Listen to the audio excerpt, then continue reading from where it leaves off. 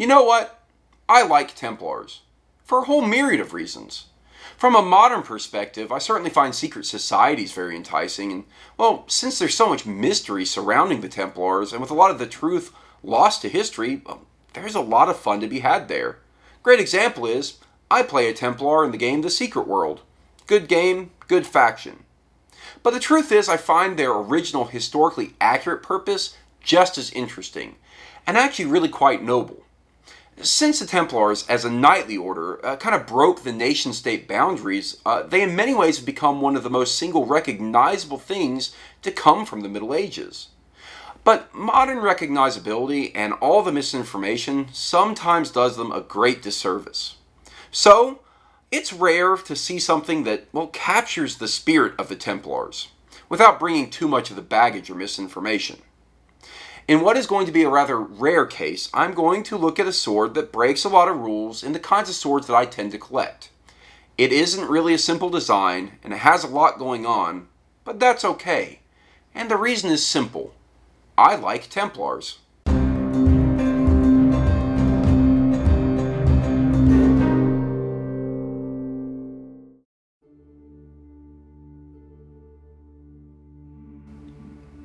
Non nobis Domine. Non nobis, sed nomini, tuo de gloriam. These iconic words engraved on the blade define this historic sword replica. The creed of the Knight Templar, nothing for us, Lord, nothing for us but the glory of thy name, marked their illustrious and sometimes infamous 200-year military influence. This magnificent sword, named the Accolade, would have been a sword worthy of the Grand Master to knight a loyal member of his holy order. The best metalsmiths from Windlass Steelcrafts have spent hours on each blade, hand-forging the high-carbon steel for optimal balance, quickness, and durability. The pommel features a highly detailed Templar coin on each side, with Latin inscription and the symbols that have grown synonymous with the Templar order, while the grip is hand-wrapped with a rich, genuine leather with wire overwrap. The sword includes a custom matching wooden scabbard covered in top-grain heavy-duty leather and a period belt with solid metal fittings. The specifications of this sword are the overall length is 40 inches, the blade is 32¼ inches, the weight is 3 pounds 9 ounces, the edge comes unsharpened. The point of balance is 4 inches, the thickness is 4.3 millimeters to 4.2 millimeters, the width is 58.6 millimeters, and the grip length is 4½ inches. The pommel is peened. It has a retail price of $375. Let's face it, if you are looking at this sword, or if you have ever looked at this sword, it is because of the aesthetics, not because you wondered how well it was made or how it handled. Well, at least not at first. And if you considered buying this sword, what are the reasons? Pretty much guaranteed, it's because of how it looks. The sword is an Oakeshott Type XII. The blade has a slight taper with a 3/4 length fuller, which is pretty standard in this kind of sword. And inside the fuller is the faux etching. The crossguard is a variation of a Style 6 and looks really nice when viewing the sword as a whole. The leather-wrapped handle is quite attractive in color, and the wire wrapping adds some much-needed texture to it. However, the way the wire wrapping is done, coming out of the leather where it does, is a little odd. The pommel starts as a Type H, and then proceeds to add so much to it that it really defies classification under that standard. However, the pommel does have a great deal of detail in and of itself. Either side has a different inset coin, one with the generic Crusader cross on a shield, and the other has the emblem of the Knights Templar.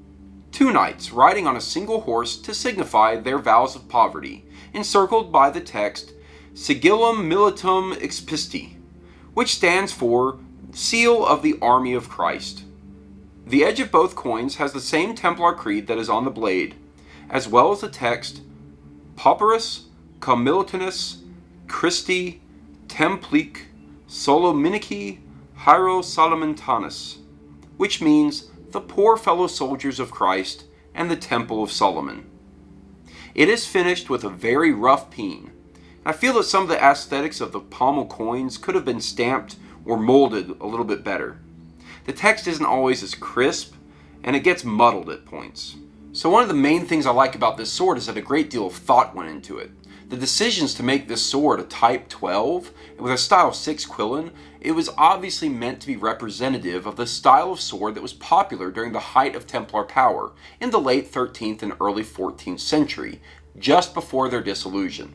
And this is one of those rare cases where the focus was mainly on the visual design of the sword, but it isn't a movie licensed sword or a marteau. Additionally, we can talk about some of the extras that come with this sword, the sword belt and the scabbard. The scabbard looks nice enough, though it almost seems underdecorated when compared to the rest of the sword. The belt likewise is pretty basic, but it is designed to match the whole ensemble. The part that baffles me is that each of the metal fittings here has a slightly different colored patina, or paint job, or whatever it is, and I can't really decide if that's supposed to be intentional or not. Where to begin? This sword has all the hallmarks of a functional sword, a high carbon steel blade, it's peened, and even its overall weight isn't too bad for this kind of arming sword. However, there is something that seems a little bit off about the balance. The whole thing just feels very blade heavy. Now that said, I don't really doubt its functionality, and I do think the hollow pommel really wouldn't stand up to as much of a beating as the rest of the sword, but really what would you expect? The blade is properly tempered to be strong and flexible, and I had mine sharpened, but normally it would come with the standard windlass false edge.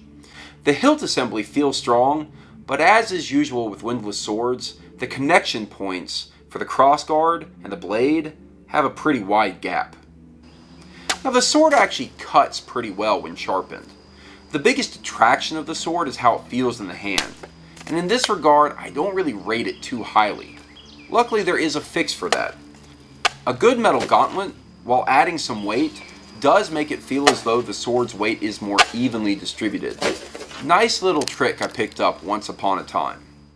The sword belt and scabbard from a functionality standpoint are serviceable, but I've run into some quality issues.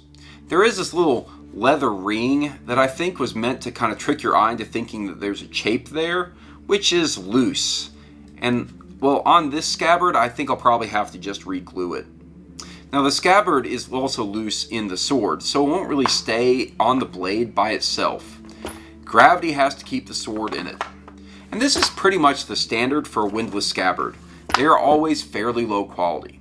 The leather on the belt is solid, but not nearly as rich as I was hoping. I think it would have been a lot nicer if they had finished the leather all the way around on both sides. I think my expectations for this sword were maybe a bit too high. The Templar theme, coupled with the apparent limited supply and a very high demand, really had me excited to get my hands on this sword. Now don't get me wrong, the sword works great as a centerpiece for display purposes. Heck, normally it is the centerpiece for this dining room table where I do these reviews, and it sits right under this painting, The Accolade. But at this price point, having a functional sword as well as a decorative one seems almost required, and I think it's at that point that Windlass missed their mark. I just don't know that I feel comfortable really using this sword. So is it worth the asking price? Well, as I stated at the beginning, I like Templars. And because I like Templars, this sword is basically slap dab in the middle of my must-have list. Now, having had it for a while, I don't really regret the purchase, but I do question the price. I think it could have done without the scabbard and the belt as kind of adding to the price, and I think they could have knocked down the price a bit having just removed those from the package. But in the end, it's a decent real sword, and the package deal isn't too bad. Functional if you have a desire to use a sword that was obviously intended to supplant functionality with visual appeal.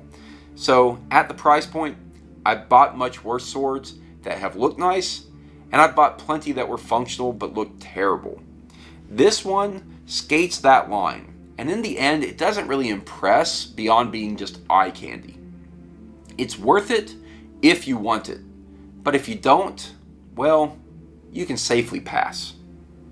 The Accolade sword of the Knights Templar. I give it a 3 out of 5.